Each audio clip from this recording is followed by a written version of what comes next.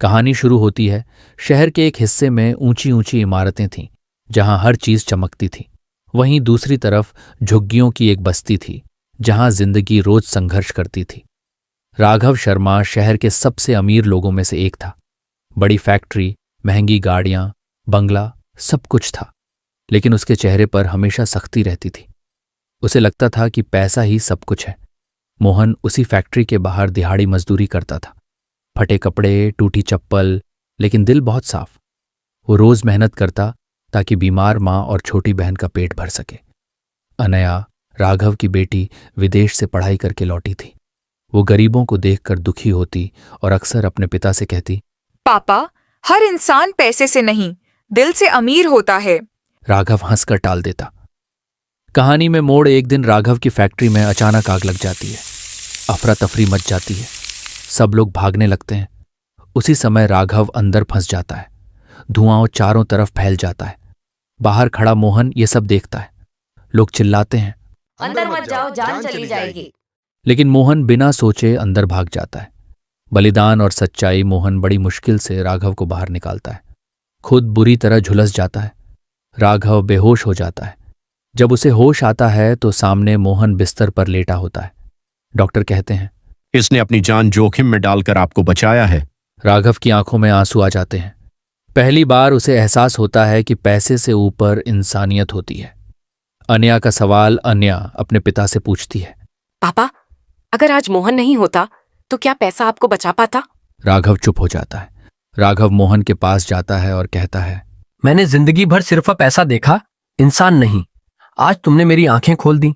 वो मोहन की मां का इलाज करवाता है, उसकी बहन की पढ़ाई का खर्च उठाता है और मोहन को फैक्ट्री में सम्मानजनक नौकरी देता है। लेकिन मोहन कहता है, साहब, मुझे पैसा नहीं, इज्जत चाहिए। राघव उसकी बात मान लेता है। कुछ महीनों बाद वही फैक्ट्री अब गरीबों के लिए रोजगार का सहारा बन जाती है। राघव अब सिर्फ अमीर नहीं, अच्छा इंसान बन चुका था।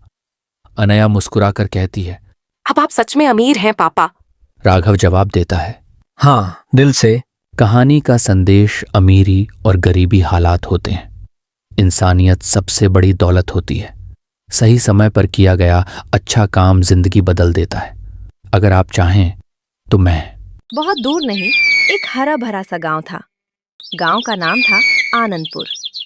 सुबह होते ही चिड़ियों की चहचहाहट, खेतों में लहराती फसल और कच्चे रास्तों पर दौड़ते बच्चे, यही थी इस गांव की पहचान।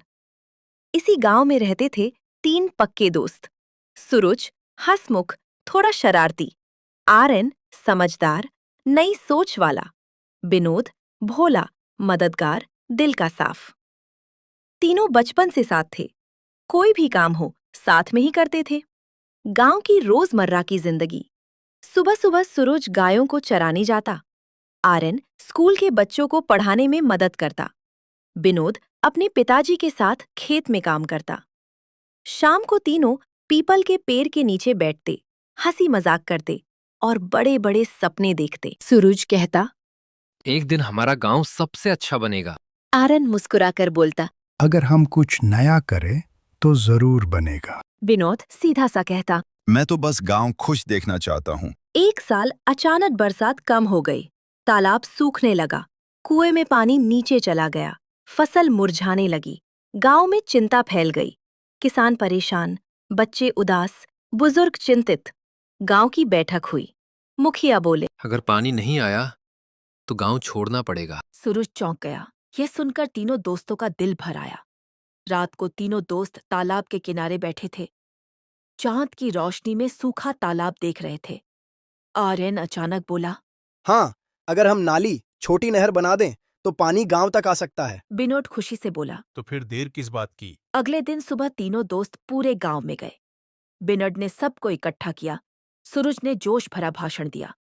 आर्यन ने नाली का पूरा प्लान समझाया। धीरे धीरे पूरा गांव साथ आ गया। कोई फावड़ा चला रहा था, कोई पत्थर हटा रहा था, कोई मिट्टी भर रहा था।